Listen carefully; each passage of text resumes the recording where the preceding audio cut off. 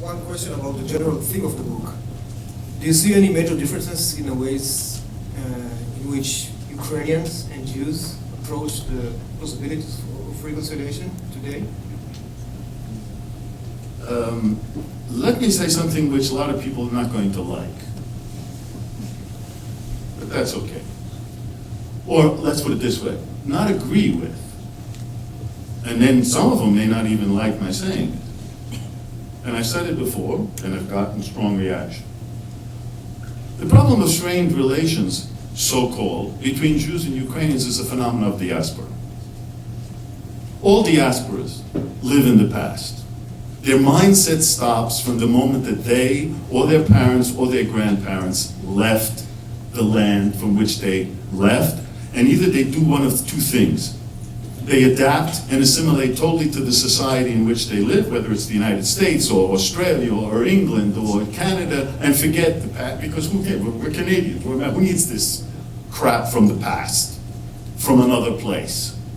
But then there are others who are weaned by their parents, by their grandparents, by themselves, rediscovering at some point. But they have a very distorted image, because they never lived what went on, in the past, and they don't even have a clue of what these societies are. There is no problem, actually, between Jews and Ukrainians in Ukraine today. First and foremost, they don't even think in these categories. To begin with, how can you have a problem when you don't even think in these categories? What is there to reconcile? The only thing that there is to, if you will, reconcile is for Ukrainian citizens of whatever ethno-linguistic background to build a civic society in which they identify with their country.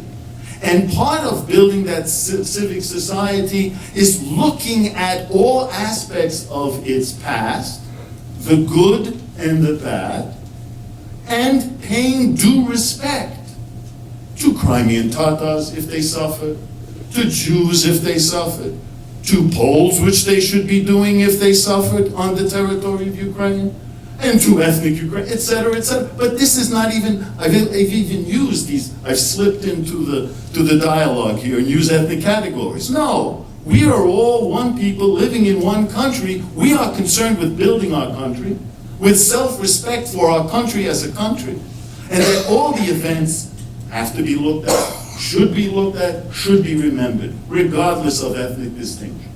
So the whole question of reconciliation or kind of fixing poor relations between groups, this is Ukraine of 2016. This is not Ukraine of 1944 or 1917 or the end of the 19th century.